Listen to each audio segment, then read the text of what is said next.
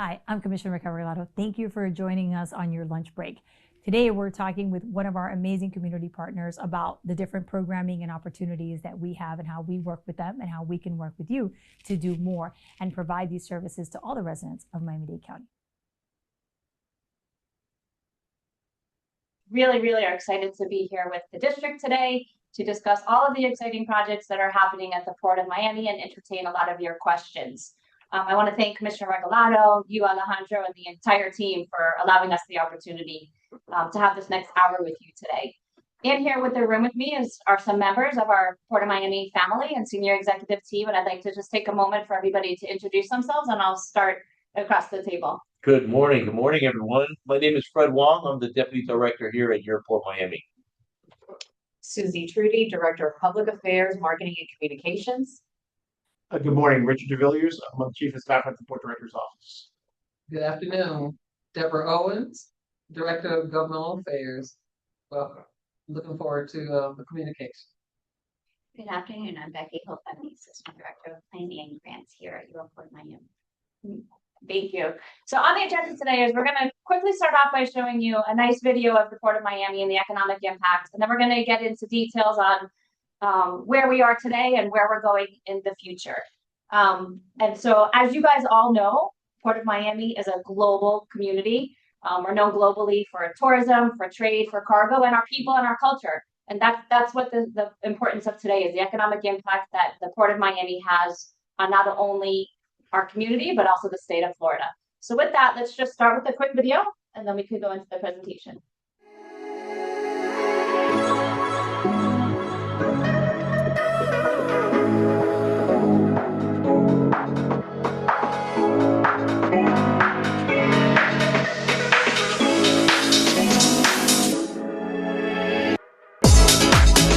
Welcome to the vibrant heart of South Florida, where air, sea, and community connect to power Miami, your global gateway. Miami International Airport and Port Miami stand as vital pillars of our economy, moving millions of passengers and tons of cargo across the world each year. Together, they generate billions in economic impact, support hundreds of thousands of jobs, and open the door to opportunity here at home and across the globe. This is more than infrastructure. This is our community, and this is our story. In 2024, our global hubs not only reinforced their status as Miami-Dade County's two vital economic engines, but also underscored the indispensable role of their dedicated workforces in shaping our region's future. Together, MIA and Port Miami generated a staggering $243 billion in annual economic activity, accounting for 14% of Florida's GDP. Their combined operations supported nearly 1.2 million jobs for 11% of the state's employment, encompassing direct, indirect, and induced jobs in aviation, maritime, logistics, tourism, and beyond. Dubbed the cruise capital of the world and one of America's fastest-growing global gateways, Port Miami achieved a record 8.56 million cruise passengers in fiscal year 2025, marking a 4% increase over the previous year. The port handled over 1 million TEUs of cargo for the 11th consecutive year, solidifying its position as Florida's leading international container port. Port Miami contributes more than $61 billion annually to the economy and supports over 340,078 jobs in Florida. Behind these remarkable achievements are the dedicated individuals whose expertise and commitment ensure the seamless operation of MIA and Port Miami. Their contributions are the backbone of our community's success, from airline crews and cargo handlers to longshore workers, customs agents, and hospitality teams. These individuals fuel our region's transportation hubs. They don't just keep the engines of commerce running. They support families, build careers, and strengthen our neighborhoods. With strategic investments and visionary planning, these critical transportation hubs are undergoing transformative growth. Port Miami is surging forward, investing nearly $2 billion through a series of major infrastructure upgrades. The port is increasing its cargo handling capacity and modernizing cruise terminals. Projects include expanded rail and new state-of-the-art cranes, advanced logistics systems, and terminals built in partnership with leading cruise lines. Together, MIA and PortMiami are innovating, leading their industries to be future-ready, fueling job creation, regional growth, and international connectivity.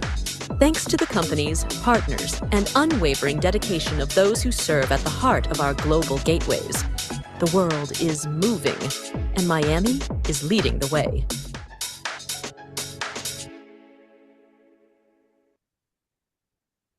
Excellent.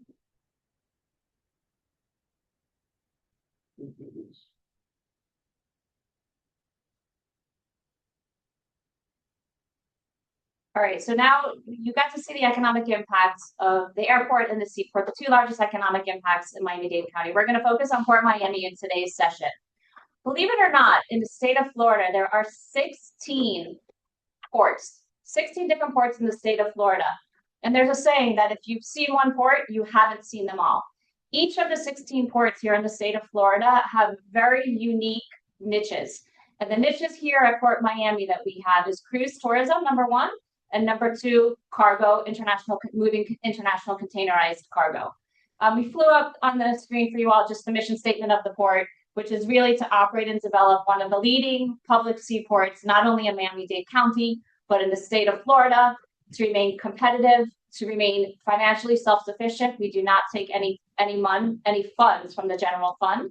And obviously to continue to promote trade, tourism, commerce in an economic and resilient manner.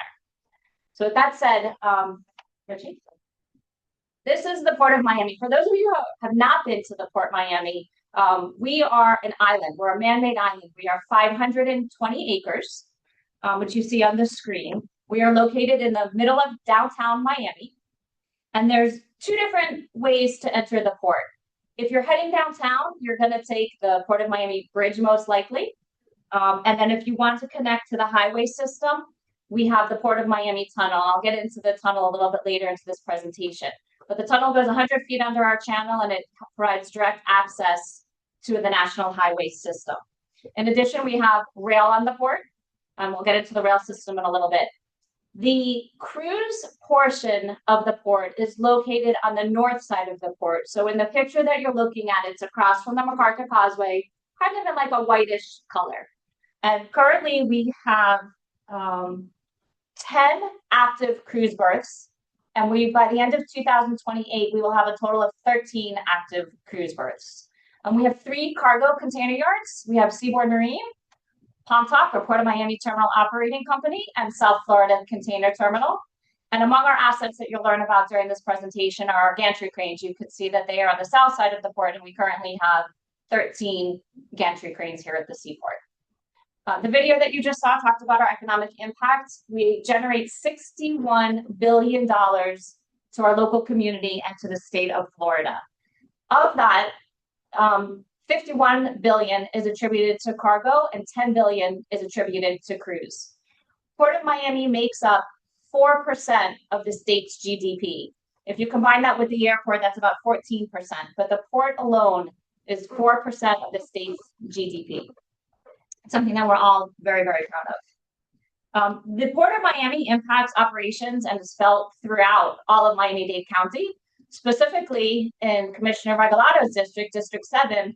And we flew up on the screen here a couple of our partners that are actually located in your district and have a huge impact, including American Airlines flying a lot of our passengers in, Azamara Cruises, Bacardi, Del Monte, Fresh Market, Marshalls, Publix, Ross, Whole Foods, just to show the dynamic of some of the places that you probably visit every day and don't realize that connection between the Port of Miami. I mentioned earlier that there's two sides of our business, the cruise and the cargo, and I want to go through and walk you through each one of them, and we'll start with cruise. So we are known as the cruise capital of the world. Last year, we had a new port record, and we processed more than 8.5 million passengers through your Port of Miami. We do anticipate that number going up this year. We actually have a significant increase from the same time period last year. But being cruise capital of the world is not just about our numbers. It's not about that 8.5 that you see up there on the screen. It's really about having great business partners that offer a variety of cruises and several niches. We offer everything from family cruises and contemporary cruises to ultra luxury cruises, adult only cruises, and global cruise lines. We invest heavily in technology here at the port. We'll get into that in a little bit. We have great transportation system, and we are leading in our cruise infrastructure. As you drive down the MacArthur Causeway, you'll notice that the port skyline has really changed over the years. And this is a phenomenon that we never anticipated to get to the growth that it actually is today, something we are very, very proud of. In the last 7 years, we have opened up 5 brand new cruise terminals in partnership with the private industry. So the cruise lines are all now investing in PortMiami. Years ago, I would love to see a show of hands, which I know we can't do, on how many people here are cruisers. But years ago, the model of a cruise terminal was basically a box, and it was a facility that you just move through and should not be remembered. Well, as hopefully you realize, that has completely changed. And it really kicked off in 2018 with the opening of Royal Caribbean's Cruise Terminal A, what we call the Crown of Miami, which is pictured in the top left of your screen. That started a phenomenon with cruise lines investing in the port and really wanted to put their logo in the background of Miami-Dade County and immerse themselves into our local communities when their ships weren't here to have their presence as well. After that terminal opened in 2018, all the other cruise lines wanted to jump on board. And in 2021, we opened up the Norwegian cruise line Pearl of Miami, which is on the top right hand of your screen, followed by the Virgin Voyages terminal, which is Richard Branson's adult only cruise terminal.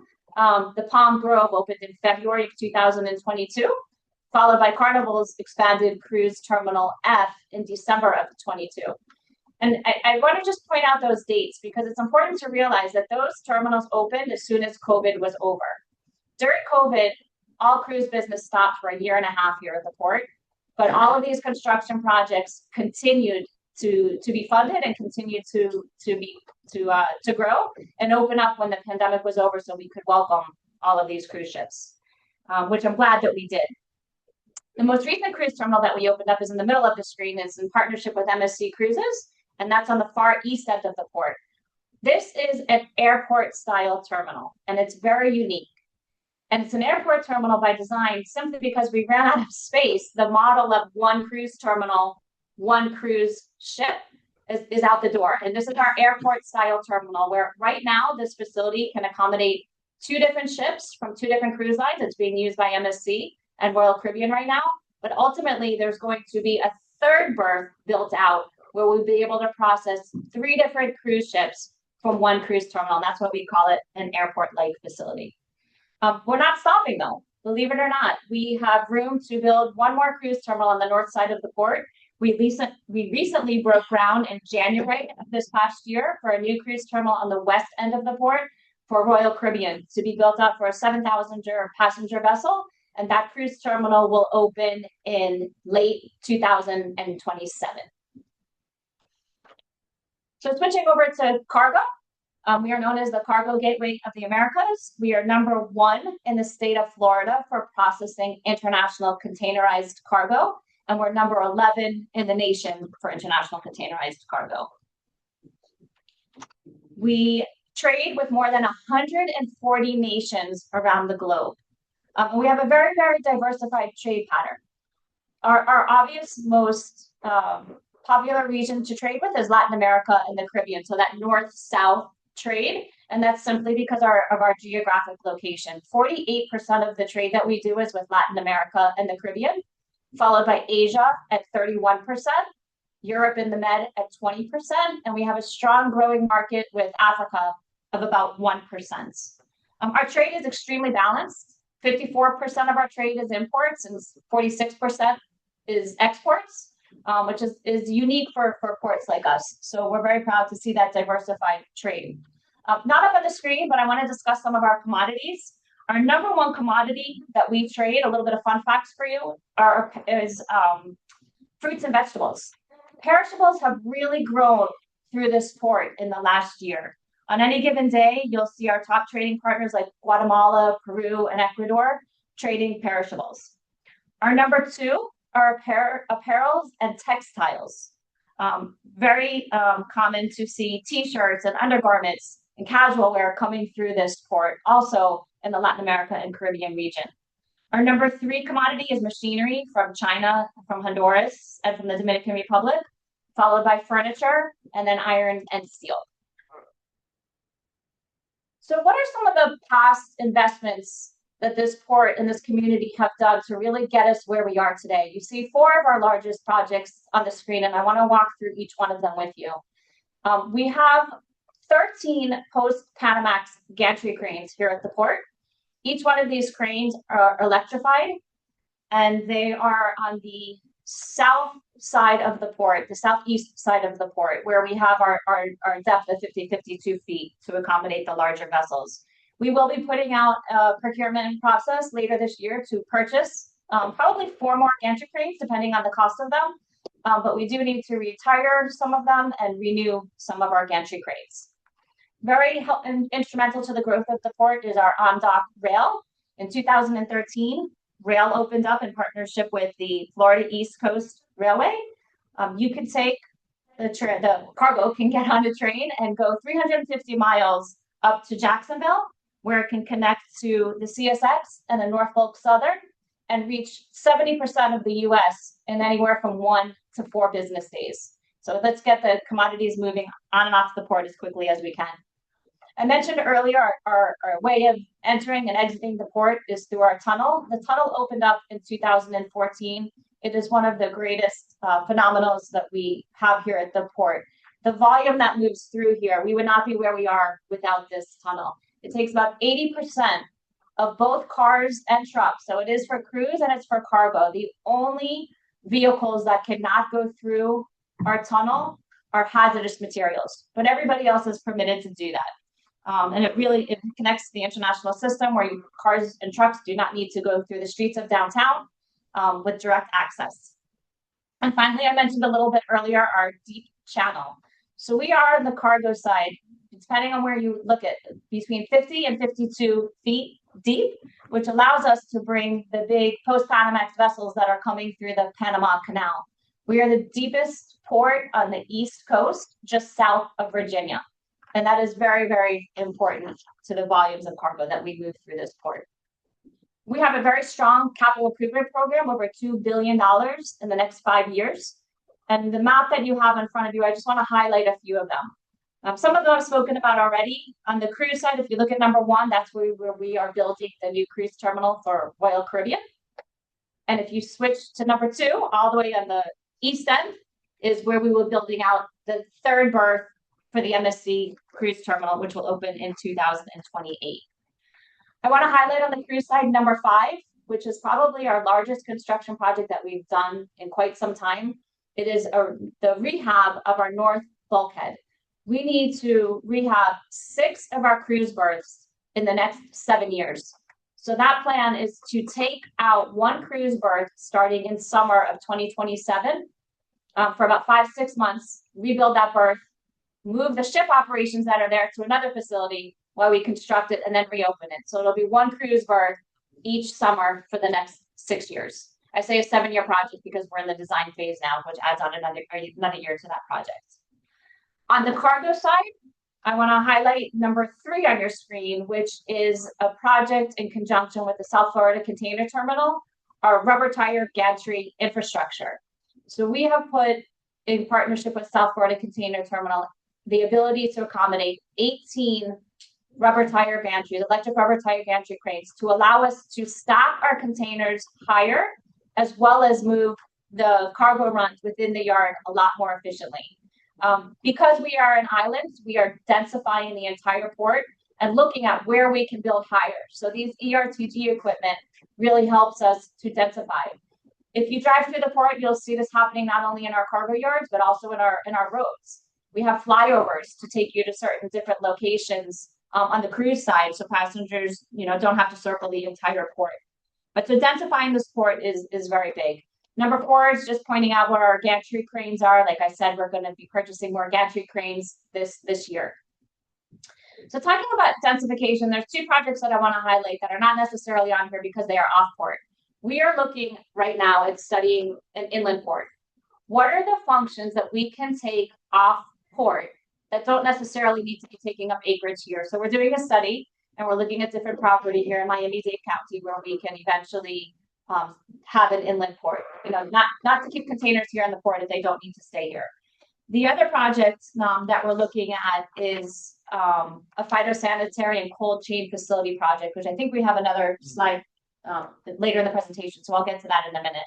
But we have been very, very successful in securing both state and federal grants in the tune of $100 million over the last few years to help with this CIP program.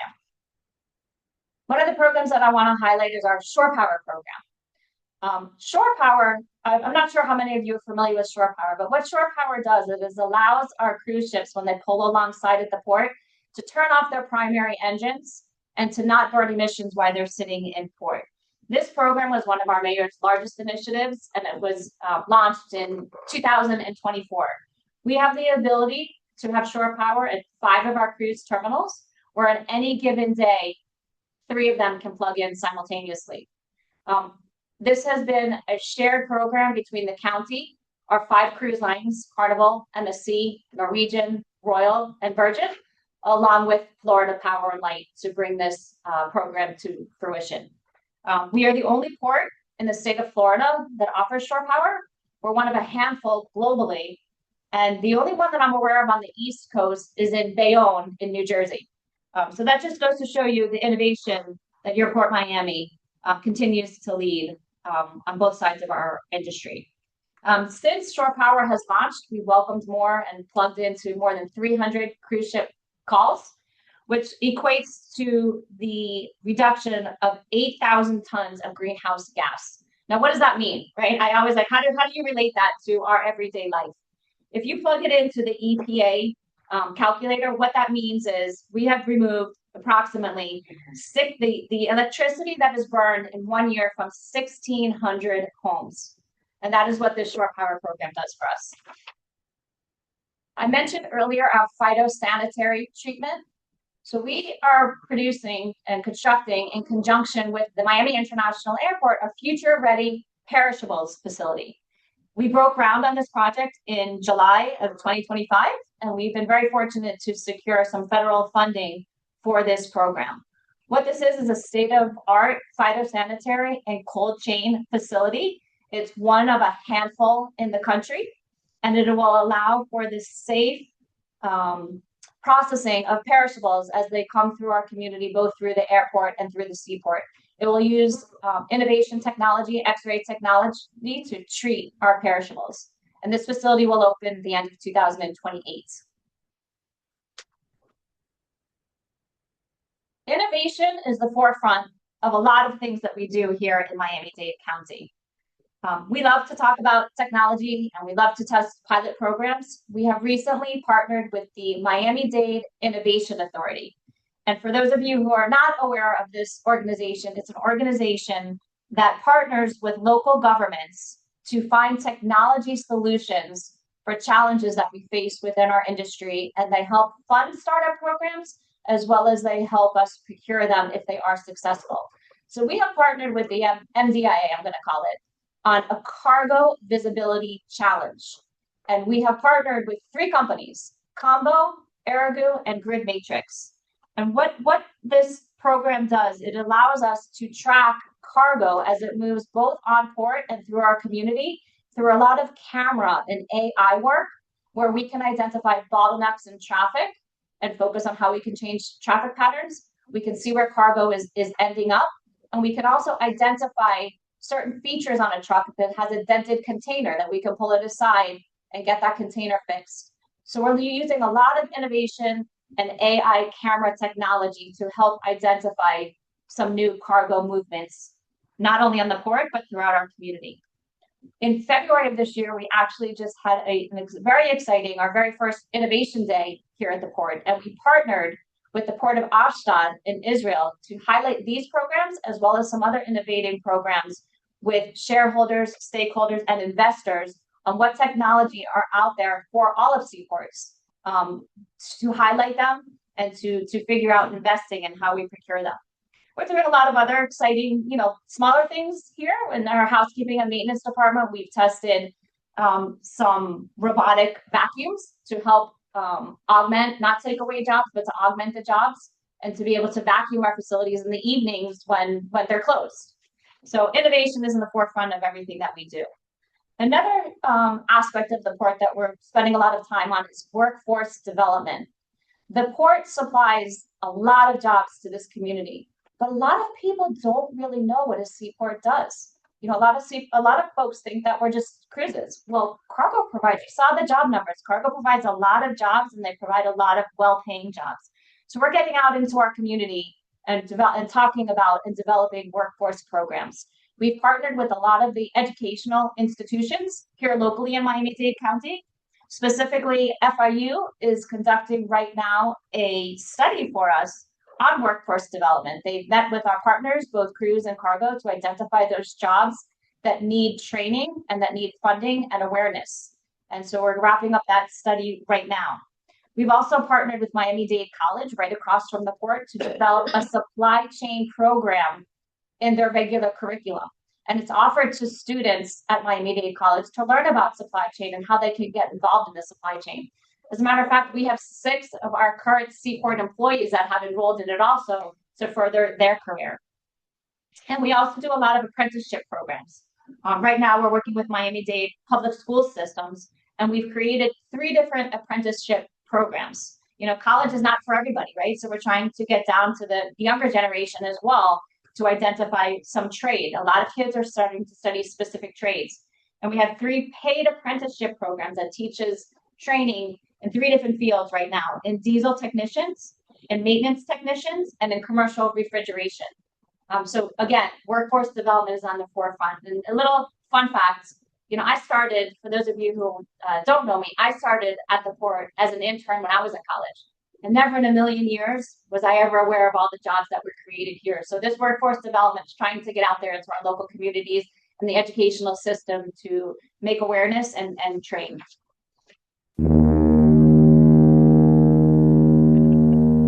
I wasn't aware that we were going to start yet. So to wrap things up before we go into the Q&A, exciting things are taking place here at the Port of Miami. You all are part of this community. You know, whether we're moving passenger ships or merchandise through this port and getting food on the plates of our families that live here in Miami-Dade County, we are truly a global business and in the forefront moving people and goods for economic activity here in Miami-Dade County.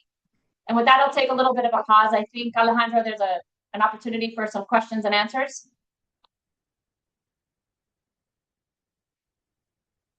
And So I think you need to click on that. yeah, okay. The audio was spotty, was not a question, but a comment. I apologize for that. Alejandro, if you're able to speak, can you hear us? It's muted right now. Yes, I can. Okay. All right, very good. All right. There's a question here. Is it possible to get a copy of this PowerPoint presentation? Absolutely. We will be sending a copy of this PowerPoint presentation after this is over to Alejandro and to distribute accordingly. Thank you. Yes, I can There's a question. Let me share just- links.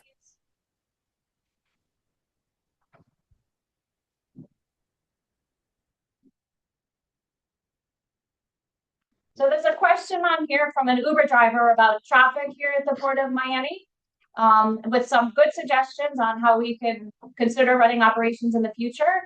I do want to address traffic for a minute because we're a victim of our success in all of Miami-Dade County, right? We're a victim of our success in bringing a lot of cruise passengers here, attracting high event activities to Miami-Dade County, and continuing to build new infrastructure in Miami-Dade County. We're very much aware of it, and we are working with the community to reduce traffic. It's actually part of our capital program ongoing right now as well. There's a question on here. If we could please provide information regarding upcoming or anticipated civil construction projects at Port Miami. We definitely can. We actually have a PSA out of the street right now as well. Alejandro, we will send that list for distribution. And it's also listed on our website. For those of you who don't know our website, it's www.portmiami.biz, B-I-Z.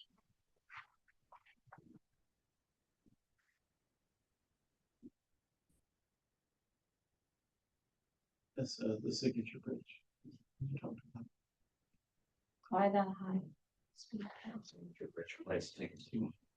It's an FDOT. So I don't see any more questions. Alejandro, I don't know if you see more questions on yours. No, I think that's it. If anybody has any more questions, I think one please just feel free to put them up. I see one No, that some just came in. came in. I'm a business owner and you'd love to support our growth. Thank you very much. You're in District 7 in Coral Gables and you support machines and hydraulic hoses. We will reach out to you. I'm not going to say your name publicly, but we'll reach out to you on how we can partner together. Thank you. We're responding to some of the questions live with email addresses on where you can hook up internally with us directly. Where are the job postings? Great question. So we post on our website job postings, but we're part of Miami-Dade County, and the county puts out on their personnel page, miamidade.gov/jobs is where you can find not only at the seaport, but throughout the entire county. We'll type in this link where the job postings are. right above the train. See another question that just came in. Are there plans for direct train access to the airport? So that's a great question. We're looking at studying actually through the TPO, the Transportation Planning Organization, on different ways that we can connect to the airport and throughout the community. That's a study that's going on right now. And I see a lot of complimentary text messages or questions, comments. So I just want to say thank you.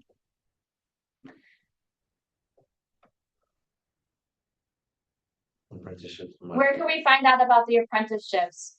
I believe that the county has their own website that talks about not only apprenticeships, but job openings that our customers have. Our customers post on this website as well as others throughout the county. So allow us to respond back in this chat and through you, Alejandro, with that exact website. It's my apologies. I don't remember that off the top of my head. I'm happy to include any information, contacts, and links in the thank you for attending or registering email. That'd be great. And we'll send the presentation with it as well. Perfect.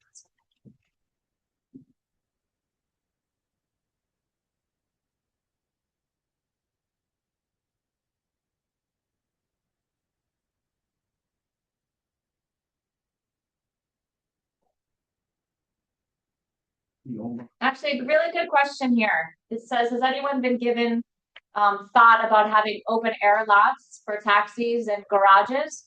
So we are looking at it. We talked about densifying here at the port. Any new garage that we will be building will incorporate an intermodal area in it. So not only will it have parking, but the first floor or 2 floors will have intermodal areas where taxis and Ubers and buses can all pull up. Actually, at the MSC terminal, those functions take place inside of the garage. So yes, you will be seeing that taking place with future construction.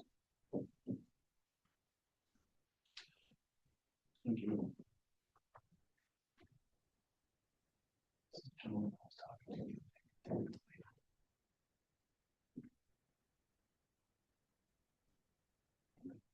I see some questions about some volunteer opportunities. We'll send some links to that as well. We always love to open up our port to others.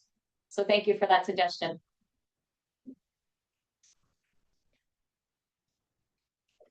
A question on here from an avid cruiser. It says, does Port Miami have anything to do with the cruise time boardings? Because everyone comes at the same time. So that is something that the cruise lines handle directly. They do have, when cruise passengers register their information, sign up times that they try to adhere to. Each line handles it a little bit differently, where you sign up for a particular time to check in. Hydi Webb checks in from 12 to 1. And then Mr. Gonzalez will check in from 1 to 2. So they do have staggered, and we do suggest that you reach and speak directly to your cruise lines.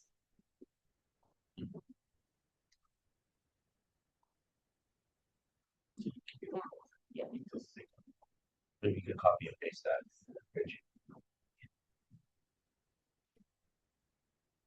We have the apprenticeship website. So thank you for sending that over as well. We're posting it as we speak. Technology is great. Real time. I'll have to find that. So Alejandro, I'm going to give it a couple more minutes, but I think that we've Someone's gonna say- answered most of the questions.